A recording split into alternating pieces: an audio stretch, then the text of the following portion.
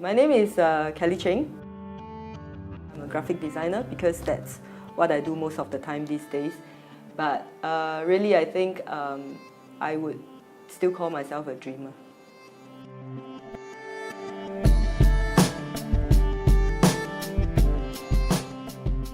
I've been teaching in universities for more than 10 years.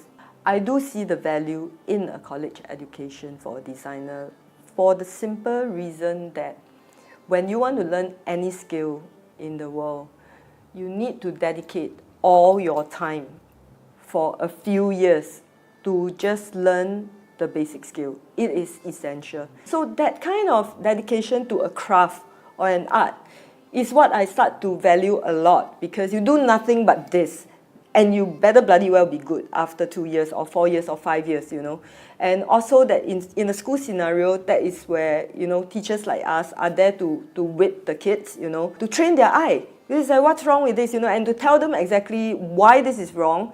If you try to abandon college and you try to pick it up on, it's possible to learn anything with the internet these days. You just Google anything. You want to learn software, you want to learn language, everything is there.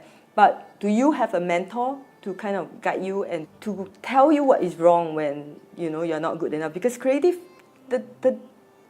tricky thing about learning a creative skill is that it's so subjective. There's actually no right or wrong. There is only how to get better, So this is where, in a college where we train the kids how to get better, and you do nothing but keep doing this for the next 4 years. This is what you sign up for.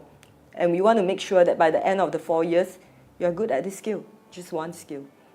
So yes, from like a perspective of college is not really important, that you could be very talented, to my mindset, becoming that it is essential because it's about putting in that time, I'm a little bit, it's a 50-50 thing for me about if I'm talking about, am I optimistic about where the world is heading towards? Because while the internet has empowered a lot of young people, and I do feel that the young people these days are a lot more privileged, a lot smarter than us and all that, because of the access to knowledge.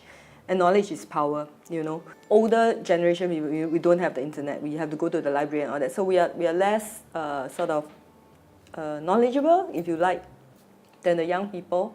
But the non-optimistic part is that the access to knowledge can also lead to abuse of knowledge, The world could turn to be a bit more evil, because if people misuse this knowledge, which is why there's so much hacking and all that going on these days, because you can even Google how to hack.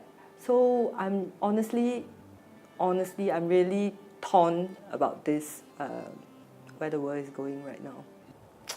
I am worried about the future. I'm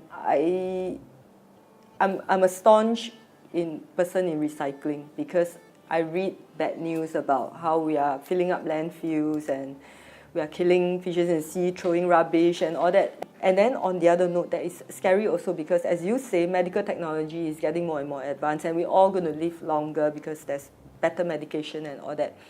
But can the world make enough food to sustain all of us? Is there enough space? Is there enough resources? 2050. I think the world can really, technology is an amazing thing, Who could ever imagine like a handphone from the size of a water bottle to just a piece of glass, And I could never imagine that I could have a phone with a camera in the pocket. This is unthinkable when I was a kid, So I think that kind of technological advancement is something that I feel optimistic about, because a lot of the things that are impossible are made possible by technology, So, I don't know, like flying cars, whatever, these are things that as a kid you draw.